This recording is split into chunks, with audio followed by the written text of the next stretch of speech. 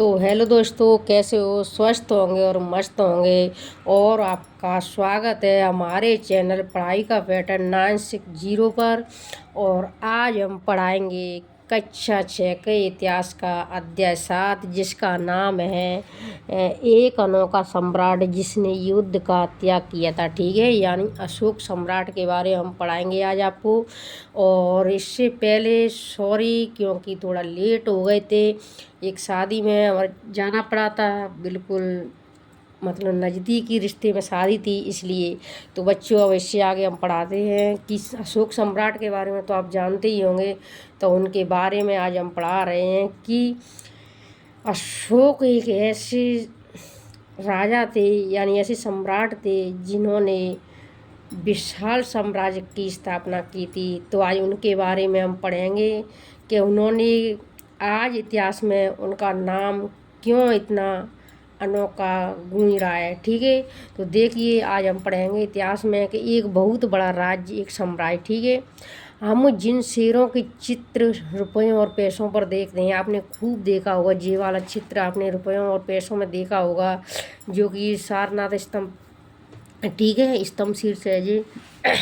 ठीक है, हम जिन शेर देखते हैं उनका एक लंबा इतिहास है। यहाँ नहीं, जो हम देख रहे हैं शेर ये पैसों पर आपने देखा होगा, उसका एक लंबा इतिहास है। उन्हें पत्थरों को काट कर बनाया गया है, या नहीं, जो शेर हैं उनको पत्थरों पर काट के बनाया गया है और फिर उन्हें सारनाथ में एक विशाल स्तंभ पर स्थापित किया गया था। ठीक है, यहाँ नहीं, कहाँ पर दोस्तों जी? वो सारनाथ है। सारनाथ में एक विशाल बड़ा स्तंभ लेकर उसको स्थापित किया गया था। ठीक है, इतिहास के महानतम राजाओं में से एक अशोक के निर्देश पर इसके जैसे कई स्तंभ और पत्थरों पर अभिलेख उत्कीर्ण किए गए हैं। ठीक है, तो हम किसके बारे में पढ़ रहे हैं? एक महानतम राजा किसके बारे में? अशोक के बारे में पढ़ रहे हैं कि इन्होंने कई एक स्तंभ और पत्थरों पर अभिलेख हैं वो उत्कीर्ण करवाए हैं। ठीक है, इसने अशोक सम्राट ने। इसके पहले कि हम यह जानें कि इन अभिलेखों में क्या लिखा है, यह समझने की कोशिश करें कि उनके राज्य को साम्राज्य क्यों कहा जाता है। अशोक जिस साम्राज्य पर शासन करते थे उसकी स्थापना उनके दादा चंद्रगुप्त मौर्य ने लगभग 2300 साल पहले की थी। ठीक है, या नहीं, अशोक जिस साम्राज्य पर शासन करते हैं, अशोक सम्राट जिस साम्राज्य पर शासन करते थे उसकी स्थापना सम्राट अशोक के दादा चंद्रगुप्त मौर्य ने कब की थी? लगभग 2300 साल पहले की थी। चाणक्य या कौटिल्य नाम के एक बुद्धिमान व्यक्ति ने चंद्रगुप्त की सहायता की थी, जो कि चंद्रगुप्त जो अशोक के प्रधान थे। ठीक है, कौन थे? प्रधान थे। चाणक्य के कई विचार हमें अर्थशास्त्र की किताब में मिलते हैं। ठीक है, वंश जब एक ही परिवार के कई सदस्य एक के बाद एक राजा बनते हैं तो उन्हें एक ही वंश कहा जाता है। मौर्य वंश में 3 महत्वपूर्ण राजा हुए थे, चंद्रगुप्त मौर्य और उसका बेटा बिंदुसार और बिंदुसार का पुत्र अशोक। यानी मौर्य वंश में राजा तो बहुत सारे हुए, लेकिन जो महत्वपूर्ण राजा थे वो 3 ही हुए थे। कौन कौन? चंद्रगुप्त मौर्य, उसका बेटा बिंदुसार है और उनका बेटा अशोक। ठीक है, तो इससे आगे हम पढ़ते हैं दोस्तों। जिन जगहों पर अशोक के शिलालेख मिले हैं, शिलालेख मानी पत्थरों पर जो लेख लिखे हुए, शिला माने पत्थर, लेख में जो लिखे हुए मिले हैं, उन्हें लाल बिंदुओं से दिखाया गया है। इस मैप में जो अशोक के पत्थरों पर जो लेख लिखे हुए मिले हैं उनको किससे बताया गया? लाल बिंदुओं से दर्शाया गया है। बच्चों, तो मैं बताऊंगी आपको। तो ये सारे इलाके साम्राज्य के भीतर थे, यानी जो लाल बिंदु आपको दिख रहे हैं, ये बिंदु दिख रहे हैं, ये सारे अशोक के साम्राज्य के अंतर्गत थे, यानी अंदर थे। ठीक है, उन देशों के नाम बताओ जहाँ अशोक के अभिलेख मिलते हैं। भारत के कौन कौन से राज्य मौर्य साम्राज्य से बाहर थे, वो भी मैं बताऊंगी आपको। देखिए, साम्राज्य में बहुत से नगर थे। ठीक है, इनमें साम्राज्य की राजधानी पाटलिपुत्र, उज्जैन और तक्षशिला जैसे नगर प्रमुख थे। यानी मैं आपको बताऊंगी साम्राज्य की राजधानी क्या थी उस समय। अशोक साम्राज्य की, जब अशोक साम्राज्य था उसकी राजधानी क्या थी? पाटलिपुत्र थी दोस्तों, जेरी पाटलिपुत्र। ठीक है, और उज्जैन भी थी। उज्जैन जी ऐसे प्रमुख नगर थे। तो उज्जैन दोस्तों इधर आ जाइए आप, ये पश्चिम में। ठीक है, इधर आ जाइए पश्चिम में, जो गिरनार गुजरात के पास इधर साइड में है। और एक और नाम मैं आपको बताऊंगी, तक्षशिला। तो तक्षशिला आपको इधर दिख रहा होगा, उत्तर पश्चिम की साइड दिख रहा होगा, ठीक है। प्रमुख नगर थे तक्षशिला उत्तर पश्चिम और मध्य एशिया के लिए आने जाने का एक आने जाने का मार्ग था। यानी जो तक्षशिला है वो मौर्य काल में, सम्राट अशोक के काल में उत्तर पश्चिम यानी जो मध्य एशिया, यहाँ पर उत्तर पश्चिम से जो आने जाने का रास्ता क्या था, वो आने जाने का मार्ग क्या था, वो तक्षशिला था, ठीक है। और दूसरी तरफ उज्जैन उत्तरी भारत से दक्षिणी भारत जाने वाले रास्ते में पड़ता था। यानी उज्जैन है वो उत्तरी भारत है, उज्जैन जी है जो उत्तरी भारत से दक्षिणी भारत को जाने के बीच में कौन सा पड़ता था, उज्जैन पड़ता था, ठीक है। शायद नगरों में व्यापारी, सरकारी अधिकारी और शिल्पकार रहा करते थे। यानी जो नगर बने हुए हैं उन्हें व्यापारी रहा करते थे, सरकारी जो अधिकारी थे वो रहा करते थे, और जो शिल्पकार थे वो रहा करते थे। साम्राज्य के बहुत बड़े क्षेत्रों में किसानों और पशुपालकों के गांव बसे हुए थे। यानी जो साम्राज्य है बड़ा, सबसे साम्राज्य है ना, जो साम्राज्य है उसके बहुत बड़े क्षेत्रों में, अधिकतम क्षेत्रों कौन लोग रहते थे, किसान और पशुपालक के जो गांव में रहा करते थे, ठीक है। मध्य भारत जैसे इलाकों में ज़्यादातर हिस्सा जंगलों से भरा हुआ था। यानी जो मध्य भारत है, जी मैप पे आपको दिख रहा है, ये हिस्सा है ना, ये अधिकतर किससे भरा हुआ था, ये अधिकतर है जंगलों से भरा हुआ था। मध्य भारत भरा हुआ था। वहाँ पर लोग फल फूल का संग्रहण करते थे कि जंगल तो फल फूल तो स्वाभाविक होंगे, और जानवरों का शिकार करके जीविका चलाते थे। यानी लोग जंगलों की भरमार थी, तो वहाँ पर लोग फल फूल का संग्रहण करते थे, फल फूल से अपने पेट भरते थे, खाते थे, और जानवरों का, और जंगलों में जानवर रहते थे उनका शिकार करते थे, ठीक है, उनसे अपनी जीविका चलाते थे। साम्राज्य के अलग अलग इलाकों में लोग भिन्न भिन्न भाषाएं बोलते थे। यानी साम्राज्य बहुत बड़ा साम्राज्य था, तो अलग अलग क्षेत्रीय भाषा, अपनी जो लोक भाषा थी वो लोग अलग अलग जगह पर अलग अलग बोला करते थे, ठीक है। तो देखो मैं आपको पहले ये बताती हूँ कि जो साम्राज्य था अशोक सम्राट का जो साम्राज्य था वो कहाँ तक फैला हुआ था। तो बच्चों को तो बहुत दूर तक फैला हुआ था। देखो आप यहाँ पर देख रहे होंगे श्रीलंका में अभिलेखों के प्राप्त स्थल, ठीक है। और ये भारत में देखो धौली तक, जो उड़ीसा में धौली, कलिंग तो युद्ध है ही प्रसिद्ध, और जौगढ़ जो स्थान है कलिंग उड़ीसा में, और एरगुडी तक, ब्रह्मगिरी आपको दिख रहा होगा, मास्की, सन्नाती और सोपारा, गिरनार, उज्जैन, पनगरिया और सांची का स्तूप आपने पढ़ाई है, और रूपनाथ, इलाहाबाद, पाटलिपुत्र, लोरिया, अरेराज, यमपुरवा, लुम्बिनी, कौशाम्बी, गुज्जर और टोपरा, बहापुर दिल्ली में, मेरठ, कलसी, उज्जैन, गिरनार जो गुजरात में है, कंधार, लंपक क्या है, ये लंपक है क्या है, मानसहेरा, शहबाजगढ़ी, तक्षशिला, ठीक है। बहुत सारे स्थल हैं, ठीक है, यहाँ से मिले। तो आगे देखिए बच्चे, आप भाषाएं बोली जाती थी। वे लोग शायद अलग अलग प्रकार का भोजन करते थे, और यहाँ तक कि अलग अलग किस्म की पोशाक भी पहनते थे। यहाँ नहीं, हर क्षेत्र में रहने वाले लोग अलग अलग भाषाएं, अपनी स्थानीय भाषाएं, क्षेत्रीय भाषाएं बोलते थे, और अलग अलग प्रकार का ही भोजन करते थे। यहाँ तक कि अलग अलग किस्म की पोशाक भी पहनते थे। यानी अलग अलग ही किस्म की क्या पहनते थे, पोशाक पहनते थे। राजभाषा, राज्य साम्राज्य की से किस पर भिन्न है, राज्य है वो साम्राज्य से कैसे भिन्न था। यानी जो राज्य है वो जो साम्राज्य है उससे कैसे, किस प्रकार भिन्न था। क्योंकि साम्राज्य राज्यों से बड़े होते थे, यानी राज्य छोटा होता था, साम्राज्य बड़ा होता था, ठीक है। और उनकी रक्षा के लिए बड़ी सेनाओं की जरूरत होती थी। यानी साम्राज्य के लिए, उन साम्राज्य की रक्षा करने के लिए बहुत बड़ी सेना की आवश्यकता होती थी। इसलिए सम्राटों को राजाओं की तुलना में ज़्यादा संसाधनों की ज़रूरत होती थी। वो तो स्वाभाविक बात है ये, कि जो बड़ा होगा साम्राज्य बड़ा होता था, और वहाँ पर फिर व्यवस्थाएं बनाने के लिए, जैसे सेनाएं अधिक रखने के लिए, तो अधिक संसाधनों की ज़रूरत होती थी। इसी कारण उन्हें बड़ी संख्या में कर इकट्ठा करने वाले अधिकारियों की भी ज़रूरत होती, यानी टैक्स इकट्ठा करने वाले अधिकारियों की भी ज़रूरत होती थी, ठीक है। बड़ी संख्या, ज़्यादा संख्या के बड़ा है, और वहाँ पर सेना भी रखी गई है।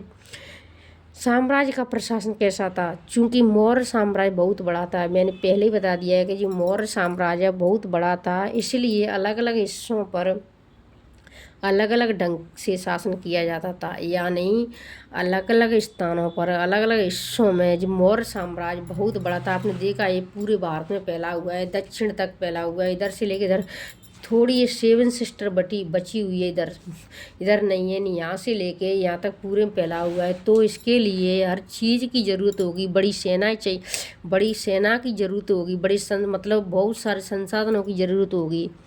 तो देखिए ये फिर बड़ा है तो अलग अलग हिस्सों पर अलग अलग ढंग से शासन किया जाता था, या नहीं हर हर क्षेत्र पर अलग अलग मतलब जो क्षेत्र अलग हिस्से वहाँ पर शासन भी अलग अलग ढंग से किया जाता था। ठीक है, पाटलिपुत्र और उसके आसपास के इलाकों पर सम्राट का सीधा नियंत्रण होता था, यानी मौर्य साम्राज्य की जो राजधानी थी, कैपिटल थी, वो पाटलिपुत्र थी।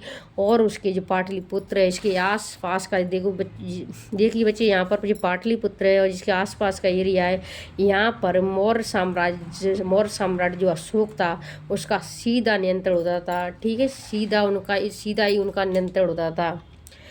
इसका मतलब यह हुआ कि इसके इलाके के गांवों और शहरों के किसानों और पशुपालकों, शिल्पकारों और व्यापारियों से कर इकट्ठा करने के लिए राजा अधिकारियों की नियुक्ति करता था, यानी इस क्षेत्र में गांवों और शहरों के जो किसान थे और पशुपालक थे और शिल्पकार थे, व्यापारियों से जो टैक्स इकट्ठा करने के लिए सम्राट अशोक को राजा अधिकारियों की नियुक्ति करता था। यानी अशोक सम्राट इन क्षेत्रों से कर इकट्ठा करने के लिए अधिकारियों की नियुक्ति करनी पड़ती थी। ठीक है, तो राजा के आदेशों का उल्लंघन करते थे, जो राजा के आदेशों का उल्लंघन करते थे अधिकारी, उनको सज़ा भी दी जाती थी। यानी राजा की आज्ञा का पालन नहीं करते थे तो उन अधिकारियों को सज़ा भी दी जाती थी। इनमें से कई अधिकारियों को वेतन भी दिया जाता था। ठीक है, संदेशवाहक एक जगह से दूसरी जगह घूमते रहते थे। एक संदेशवाहक भी होते थे, संदेशवाहक होते थे जो संदेश को लेकर एक जगह से दूसरी जगह भी घूमते थे। और राजा के जासूस अधिकारियों के कार्यकलाप पर नज़र रखते थे। जो संदेशवाहक होते थे वो एक जगह से दूसरी जगह पर घुमा करते थे और राजा के जासूस अधिकारियों के जो कार्यकलाप थे उन पर नज़र कौन रखते थे? संदेशवाहक रखते थे। इन सबके ऊपर सम्राट था, यानी अशोक सम्राट इनके सबके ऊपर था और जो राज परिवार एवं वरिष्ठ मंत्रियों की सहायता से सब पर नियंत्रण रखता था। जो राज परिवार थे यानी राजा के जो परिवार के लोग थे और वरिष्ठ यानी बड़े लोग थे, बड़े जो मंत्री थे, वरिष्ठ मंत्री थे जो उनकी सहायता से सम्राट यानी राजा सब पर नियंत्रण रखता था। ठीक है, मौर्य साम्राज्य के भीतर कई छोटे क्षेत्र या प्रांत भी थे, यानी जो मौर्य साम्राज्य है इसके अंतर्गत यानी इसके भीतर कई छोटे छोटे क्षेत्र थे, यानी कई राज्य प्रांत थे। इन पर तक्षशिला या उज्जैन जैसी प्रांतीय राजधानियों से शासन किया जाता था। यहाँ नहीं जो इसे मौर्य साम्राज्य है इसके अंतर्गत भी कई छोटे छोटे क्षेत्र यानी प्रांत थे। उन पर जो तक्षशिला मैंने आपको बताई उत्तर पश्चिम में, उसके द्वारा, और उज्जैन है जो पश्चिम में, जैसे प्रांतीय जो राजधानियाँ थी, जो प्रांत की राजधानियाँ थी, इनके द्वारा जो छोटे छोटे क्षेत्र हैं उन पर शासन किया जाता था। बच्चों समझ में आ रही है? कुछ हद तक पाटलिपुत्र से इन क्षेत्रों पर नियंत्रण रखा जाता था, कुछ हद तक डायरेक्टली सम्राट के द्वारा जो पाटलिपुत्र में बैठे हुए थे वहाँ से भी नियंत्रण रखा जाता था। ठीक है, वैसे तो ये प्रांतीय राजधानी कौन सी थी? जो तक्षशिला और उज्जैन, इनके द्वारा ये छोटे छोटे प्रांत थे उन पर नियंत्रण रखा जाता था। ठीक है, अक्सर राजकुमारों को वहाँ का राज्यपाल यानी गवर्नर बनाकर भेजा जाता था। अधिकतर हैं जो राजकुमार होते थे, जो राजा होता था, उनके पुत्र होते थे, उनको मतलब कई एक क्षेत्र होते हैं, प्रांत होते हैं, वहाँ का उन्हें राज्यपाल या गवर्नर कह दो बनाकर भेजा जाता था। ठीक है, लेकिन ऐसा लगता है कि इन जगहों पर स्थानीय परंपराओं और नियमों को ही माना जाता था, यानी जो उस स्थान के अनुसार, उस क्षेत्र के अनुसार जो परंपरा रीति रिवाज होती है, नियम होते थे, उनको ही माना जाता था। ठीक है, प्रादेशिक केंद्रों के बीच विस्तृत क्षेत्र थे। जो प्रादेशिक जो केंद्र है जिनके बीच में बहुत जगह बहुत क्षेत्र होता था, बहुत बड़ा क्षेत्र होता था। इसके इलाकों में मौर्य शासक सिर्फ मार्गों और नदियों पर नियंत्रण रखने की कोशिश करते थे। ठीक है, यहाँ पर जो बहुत बड़ा क्षेत्र होता था, विशाल क्षेत्र होता था, वहाँ पर तो मौर्य शासक सिर्फ क्या करते थे, मार्गों और जो नदियों थी उन पर ही नियंत्रण रखने की कोशिश करते थे। ठीक है बच्चों, आगे देखिए आवागमन के लिए महत्वपूर्ण थे, जो कि आवागमन के लिए महत्वपूर्ण थे। यहाँ से उन्हें जो भी संसाधन कर और भेंट के रूप में मिलते थे, राजा को यहाँ से जो नदियाँ हैं और जो मैंने आपको बताया नदियाँ और सिर्फ मार्गों से जो आप मतलब उनको संसाधन कर और भेंट के रूप में मिलते थे उसे इकट्ठा किया जाता था। ठीक है, उदाहरण के लिए अर्थशास्त्र में यह लिखा है कि उत्तर पश्चिम कंबल के लिए और दक्षिण भारत सोने और कीमती पत्थरों के लिए प्रसिद्ध है। यानी जो क्वेश्चन बहुत इम्पोर्टेंट है, बन सकता है कि यानी मौर्य काल में जो उत्तर पश्चिम है वो किसके लिए प्रसिद्ध था, तो कम्बल के लिए। बच्चों किसके लिए, कम्बल के लिए प्रसिद्ध था। और दक्षिण भारत में मौर्य काल में दक्षिण भारत किसके लिए प्रसिद्ध था, तो सोने के लिए, गोल्ड के लिए और कीमती जो पत्थर होते हैं उसके लिए प्रसिद्ध था। संभव है कि संसाधन नजराने के रूप में इकट्ठे किए जाते थे। यानी संसाधन है वो किसके रूप में इकट्ठे किए जाते हैं, नजराने के रूप में। नजराना जहाँ कर नियमित ढंग से इकट्ठे किए जाते हैं वही नजराना अनियमित रूप से जब भी संभव हो इकट्ठा किया जाता है। ऐसे नजराने विविध पत्रों के रूप में प्राय ऐसे लोगों से लिए जाते हैं जो स्वेच्छा से इसे देते हैं। ठीक है, समझ में आ गई।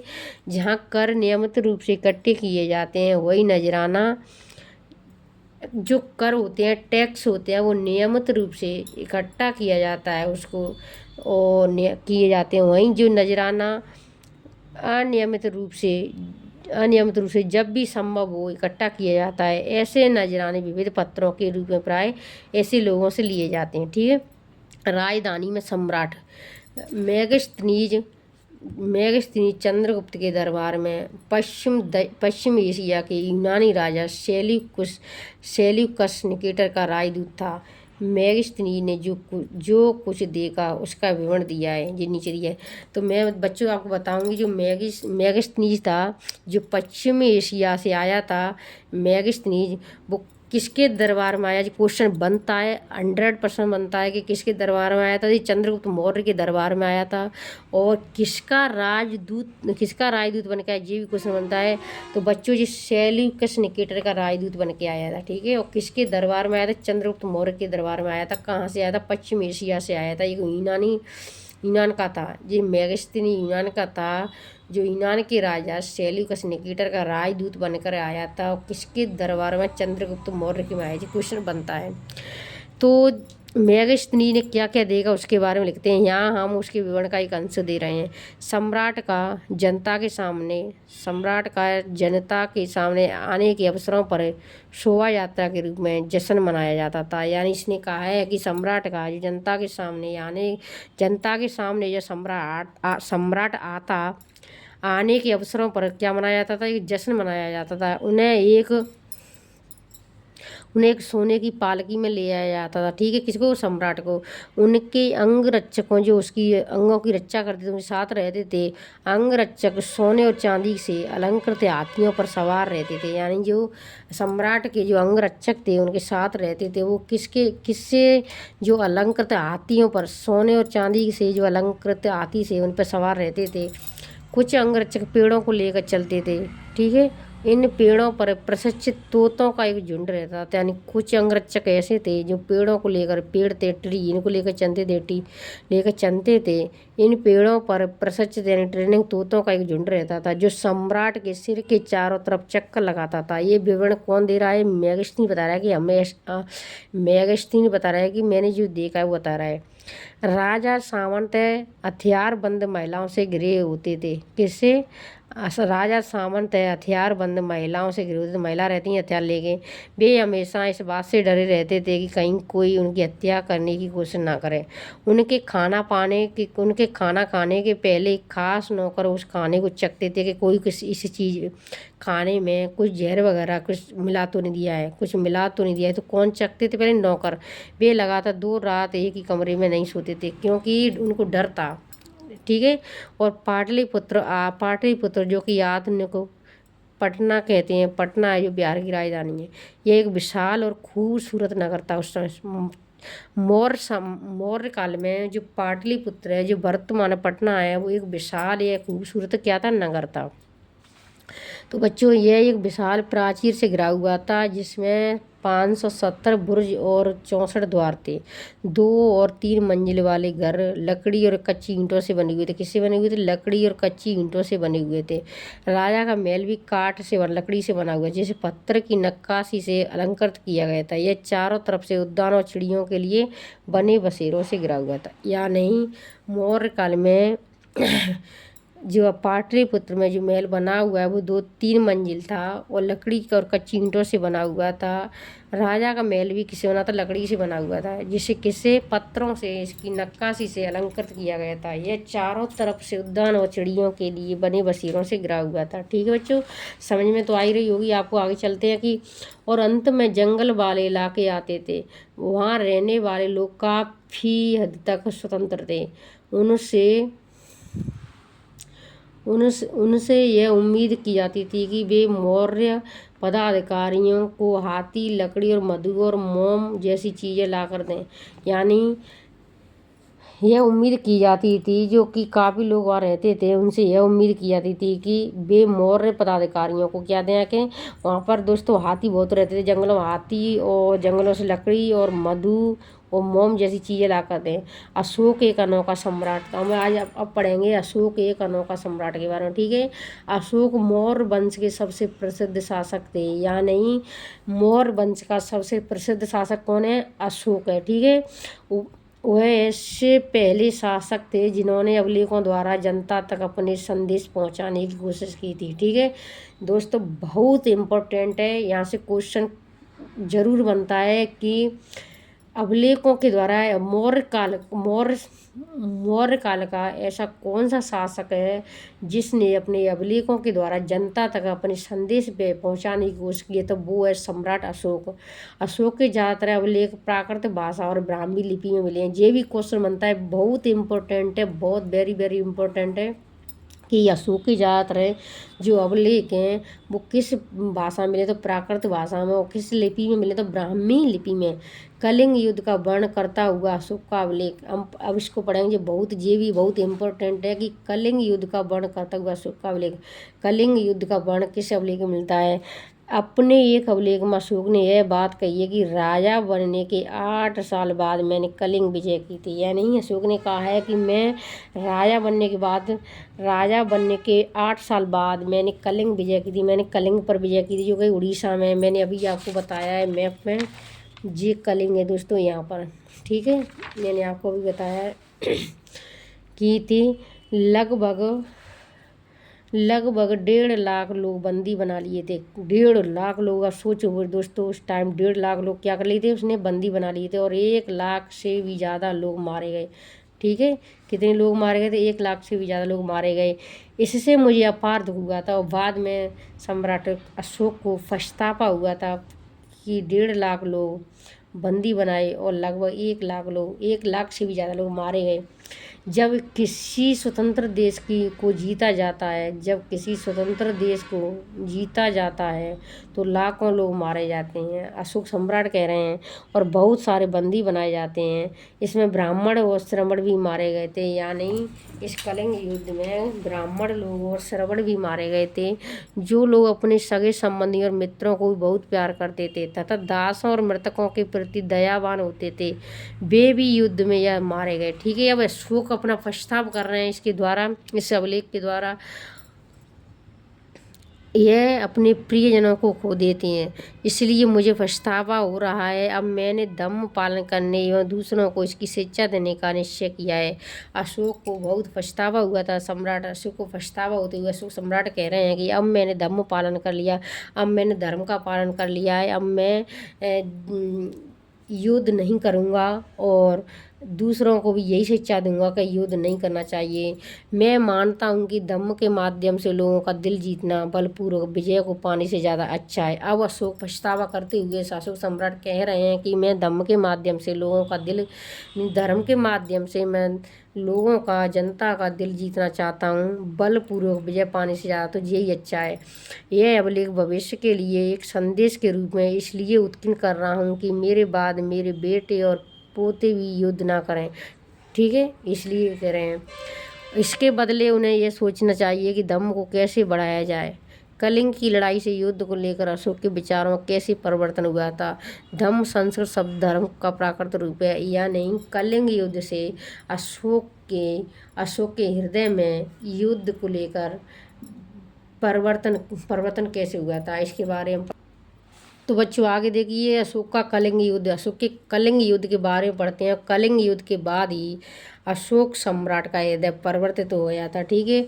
उत्कृष्ट पॉलिश वाले पत्थर की इस मूर्ति को देखो, ये वाली जो एक उत्कृष्ट पत्थर से पॉलिश की हुई जो मूर्ति है, यह बिहार के रामपुरवा में मिले एक मौर्यकालीन स्तंभ का हिस्सा है।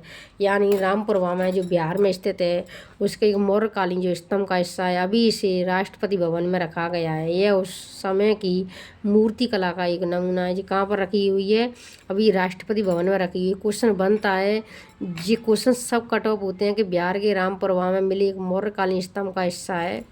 ये मूर्ति कहाँ पर रखी है दोस्तों, वृषभ की मूर्ति। ये कहाँ से मिली, रामप्रभा से मिली है। कहाँ से मिली है, ये वृषभ की मूर्ति कहाँ से मिली है, रामप्रभा से मिली है। ये क्वेश्चन बनता है कि मौर्य काल में जो वृषभ की मूर्ति मिली है वो कहाँ से मिली है, रामप्रभा से मिली है, ठीक है। आगे देखिए अशोक का कलिंग युद्ध। कलिंग तटवर्ती उड़ीसा का प्राचीन नाम है। दोस्तों मैंने बताया नहीं, जी कलिंग है ना, जो उड़ीसा का जो प्राचीन नाम है, जो वर्तमान है उड़ीसा है, उसका प्राचीन नाम क्या है, कलिंग है, ठीक है। अशोक ने कलिंग को जीतने के लिए एक युद्ध लड़ा था, ठीक है। किसको, कलिंग को जीतने के लिए अशोक ने युद्ध लड़ा था। लेकिन युद्ध जनित हिंसा और खून खराबा देखकर उन्हें युद्ध से वितृष्णा हो गई थी, ठीक है। तो सम्राट अशोक को युद्ध लड़ा, लेकिन युद्ध जनित जो हिंसा की थी आम आदमियों के प्रति और खून खराबा हुआ था, उसको देखकर अशोक सम्राट की जो युद्ध हुआ था उससे वितृष्णा हुई थी, यानी घृणा हुई थी युद्ध से। उन्होंने निर्णय लिया कि वे भविष्य में कभी युद्ध नहीं करेंगे।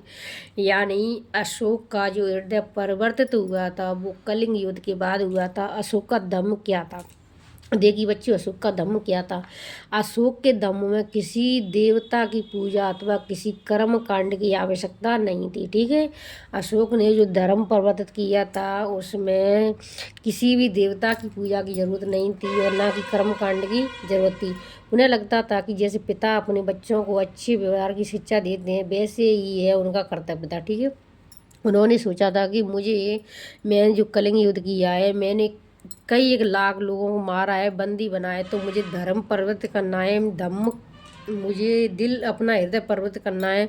तो उन्होंने ये नहीं कहा कि मैं देवता की पूजा करूँगा या कर्म कांड करूँगा, इसकी जरूरत नहीं। उन्होंने तो अपने पिता, जैसे पिता अपने बच्चों को अच्छे व्यवहार की शिक्षा देते हैं वैसे ही उनका यह कर्तव्य था कि अपनी प्रजा यानी अपनी प्रजा को निर्देश दें। वे बुद्ध के उपदेशों से भी प्रेरित हुए थे। यानी सम्राट अशोक जो बुद्ध थे, गौतम बुद्ध थे, महात्मा बुद्ध थे, उनके उपदेश थे, उनसे भी प्रेरित थे, ठीक है। ऐसी कई समस्याएं थी जिनके लिए उन्होंने संवेदना थी, जिनके लिए उनमें संवेदना थी।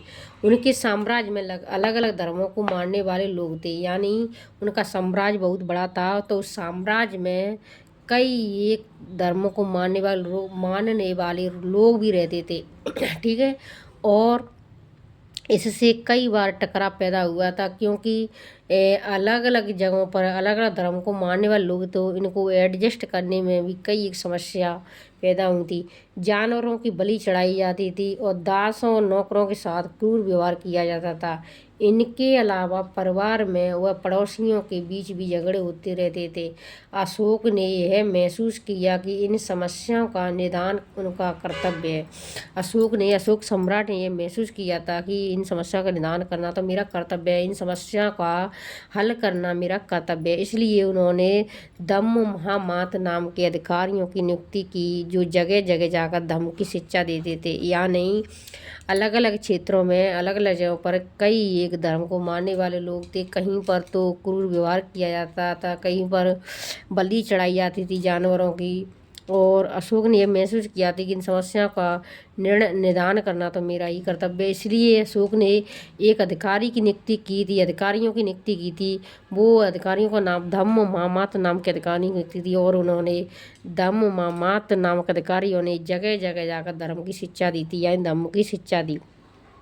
इसके अतिरिक्त अशोक ने अपने संदेश कई स्थानों पर, शिलाओं पर और स्तंभों पर खुदवाए थे। ठीक है, सम्राट अशोक ने अपने संदेश कई स्थानों पर, पत्रों पर और स्तंभ पर खुदवाया था। अधिकारियों को यह निर्देश दिया कि वे राजा के संदेश को उन लोगों को पढ़कर सुनाएं जो खुद पढ़कर नहीं सकते हैं। उन लोगों को भी पढ़वाएं जो लोग पढ़ नहीं पाते, पढ़े नहीं हैं। अशोक ने धम्म के विचारों को प्रसारित करने के लिए, जो अशोक ने धम्म के विचार थे उनका प्रसारित करने के लिए सीरिया, मिस्र और ग्रीस तथा श्रीलंका में भी दूत भेजे थे। ठीक है, यानी अशोक ने जो धम्म के विचार थे उनका प्रचार करने के लिए सीरिया, मिस्र, ग्रीस तथा श्रीलंका में भी क्या भेजे, अपने अपने दूत प्रचार करने के लिए भेजे थे। उन्होंने सड़कें बनवाई, कुएं खुदवाए। सम्राट अशोक ने सड़कें भी बनवाई थी, कुएं भी खुदवाए और विशाल विश्राम गृह भी बनवाए थे लोगों के लिए। इसके अतिरिक्त उन्होंने मनुष्यों एवं जानवरों की चिकित्सा व्यवस्था भी की थी। देखो दोस्तों, कितना परिवर्तन हुआ है कि कलिंग युद्ध में अशोक ने लाखों लोगों को बंदी बनाया, लाखों लोगों को मरवाया था, मारा था। और वही सम्राट अशोक का दिल परिवर्तित इतना हुआ था कि उन्होंने लोगों के लिए सड़कें बनवाई थी, कुएं खुदवाए थे पानी पीने के लिए और विश्राम गृह बनाए कि लोग रास्ता में विश्राम करें। और इसके अतिरिक्त मनुष्यों जानवरों की चिकित्सा सेवा की व्यवस्था भी करवाई थी। तो बच्चों आगे देखिए कि अपनी प्रजा के लिए अशोक के संदेश। ठीक है, लोग विभिन्न अवसरों पर अनुष्ठान करते थे। उदाहरण के लिए जब वे बीमार होते थे, जब उनके बच्चों का विवाह होता था, बच्चों के जन्म पर और यात्रा शुरू करते थे, तब वे तरह तरह के क्या करते थे, अनुष्ठान करते थे। ये कर्मकांड किसी काम के नहीं है। इसके बदले यदि लोग दूसरी रीतियों को माने तो वह ज़्यादा फलदायी होंगे। ये अन्य प्रकार की रीतियाँ क्या हैं? ये है अपने दासों और नौकरों के साथ अच्छा व्यवहार करना। या अशोक सम्राट ने ये बताया कि अपने दासों और नौकरों के साथ में अच्छा व्यवहार करना चाहिए, बड़ों का आदर करना चाहिए, सभी जीवों पर दया करनी चाहिए, ब्राह्मण तथा श्रमणों को दान देना चाहिए। अशोक ने बताया है कि कर्मकांड करने से कुछ नहीं होता है और अनुष्ठान करने से कुछ नहीं होता है। इसके बदले में तो अपने दासों और नौकरों के साथ में अच्छा व्यवहार करना चाहिए, बड़ों का आदर करना चाहिए, सभी जीवों पर दया करना चाहिए और ब्राह्मणों तथा श्रमणों को दान देना चाहिए। अपने धम्म की प्रशंसा या दूसरों के धम्म की निंदा करना, दोनों ही बातें गलत हैं। अशोक सम्राट कह रहे हैं कि अपने धर्म की प्रशंसा नहीं करनी चाहिए, दूसरों की धर्म की निंदा भी नहीं करनी चाहिए। दोनों ही बातें कैसी गलत हैं। हर किसी को दूसरे धर्म का आदर करना चाहिए। हर व्यक्ति को, हर किसी को दूसरे धर्म का आदर करना चाहिए। यदि कोई अपने धर्म की बढ़ाई और दूसरे के धर्म की बुराई करता है तो यह वास्तव में अपने धर्म को ज़्यादा नुकसान पहुंचा रहा है। अशोक सम्राट बोल रहे हैं। इसलिए हर किसी को दूसरे के धर्म के प्रमुख विश्वासों को समझने की कोशिश करते हुए उसका आदर करना चाहिए। भारत के प्रथम प्रधानमंत्री पंडित जवाहरलाल नेहरू ने लिखा है कि उनके धर्मादेश आज भी हमसे एक ऐसी भाषा में बात करते हैं जिन्हें हम समझ सकते हैं और जिनसे हम बहुत कुछ सीख सकते हैं। कौन कह रहे हैं जी? जो भारत के प्रथम प्रधानमंत्री कौन थे? पंडित जवाहरलाल नेहरू। अशोक ने धम्म के विचारों को दूर दूर तक फैलाने के लिए उन बातों को बताया जो आपके अनुसार आज भी प्रासंगिक हैं। अशोक के संदेश के उन हिस्सों को बताओ जो आज भी प्रासंगिक हैं। ठीक है, तो अशोक की जो लिपि थी, आरंभ की लिपि ब्राह्मी लिपि थी, वो ऐसी थी।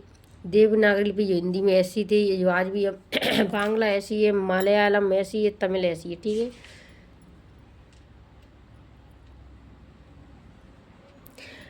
ब्राह्मी लिपि आधुनिक भारत की ज़्यादातर जो लिपियां हैं पिछले सैकड़ों वर्षों में ब्राह्मी लिपि से उत्पन्न हुई हैं। यहाँ आप अ अक्षर को अलग अलग भाषाओं की लिपियों में देख सकते हैं। ठीक है, तो आगे देखिए बच्चे, आगे देखिए, मौर्य साम्राज्य के उभरने से थोड़ा पहले लगभग 2400 वर्ष पहले चीन में सम्राटों ने चीन की दीवार का निर्माण शुरू किया था। ठीक है, चीन की दीवार, इसे बनाने का उद्देश्य उत्तरी सीमा की पशुपालक लोगों से रक्षा करना था। अगले 2000 वर्षों तक इस दीवार का निर्माण कार्य चलता रहा क्योंकि साम्राज्य की सीमाएं बदलती रही। यह दीवार लगभग 6400 किलोमीटर लंबी है, पत्थर और ईंट से बनी है। इसकी ऊपरी सतह सड़क जैसी चौड़ी है।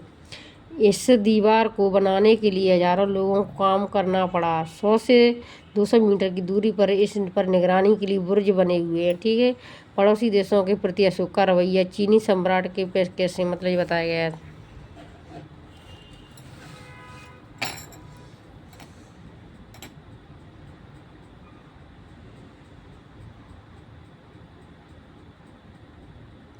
बच्चों देखिए, मौर्य साम्राज्य की शुरुआत कब हुई थी? 2300 साल पहले हुई थी। किसने की थी? चंद्रगुप्त मौर्य ने की, जो कि अशोक के दादा थे, सम्राट अशोक के दादा थे। ठीक है बच्चों, तो इससे आगे ये देखिए, लगभग 2200 वर्ष पहले मौर्य साम्राज्य का पतन हो गया था। ये बाद की बात है। तो बच्चों आपको समझ में कैसा समझ में आया था बताइए, आप कमेंट में बताइए और सब्सक्राइब कीजिए। इससे आगे नेक्स्ट हम पढ़ाएंगे, नेक्स्ट अध्याय 8 पढ़ाएंगे, कुशवाल गांव और संबंध से। तो बच्चों थैंक यू।